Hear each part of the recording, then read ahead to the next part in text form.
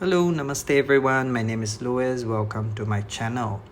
So today I would like to share with you the technique on how to practice Salamba Sarvangasana or shoulder stand by using some props like the blanket and the belt. So as for the blanket, it helps us to protect the cervical curve of our neck. And as for the belt, it helps us to manage our arms from overspilling out. So let's look at the blanket.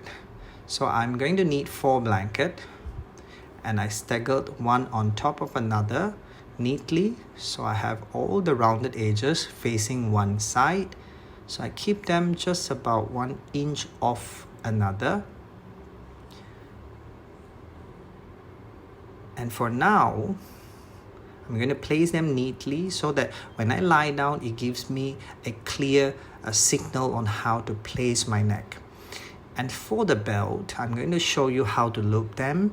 So I generally use the belt to keep it under my leg so that avoid it over twisting. And for now, I use the belt of a square buckle, and I take the other end of the belt, I insert from underneath the buckle, and then I'm going to slide it over and coming out from the top. So for here, the belt, I'm going to measure it just above the upper arms near the crease of my elbows. So to keep my shoulder width distance. So please remember, the way of practice may vary from different teachers and different schools. Now, I'm going to sit over onto the other side of the blanket. Now, let me show you the back of my body. I'm going to put my hand through the belt and keeping it just nice for the shoulders. And I'm going to keep the tail of the belt on one side so that I make sure it is neat. And I'm going to lie down, making sure that my shoulder stays on the blanket. So 1/3 of the neck stays on the blanket and 2/3 of the neck goes off the blanket, and it goes with the soft curve of the staggered blanket. And then I'm going to hold the edges of the mat, lightly raise my hips up, and so that I can tuck my shoulders in or retracting the scapula towards each other to make sure the chest lift up and it is broad. So I'm going to walk my toes in slightly. Once again, I hold, roll my feet over, coming into a position called halasana or plow pose. Now I'm going to interlace my fingers, stretch the arms, and walk my shoulder close to each other, retracting the scapula. I'm going to change the interlace of the fingers, repeat it on the other side.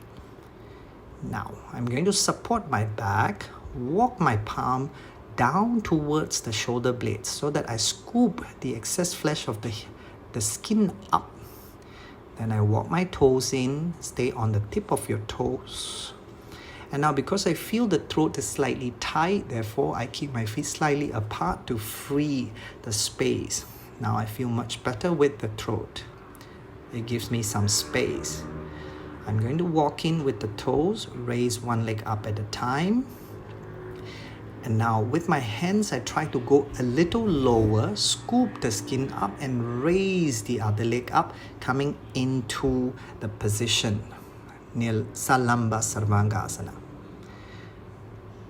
Now I keep my legs internally rotate, raise the legs higher and try to walk my hands down towards the shoulder blades so that my body can lift slightly higher.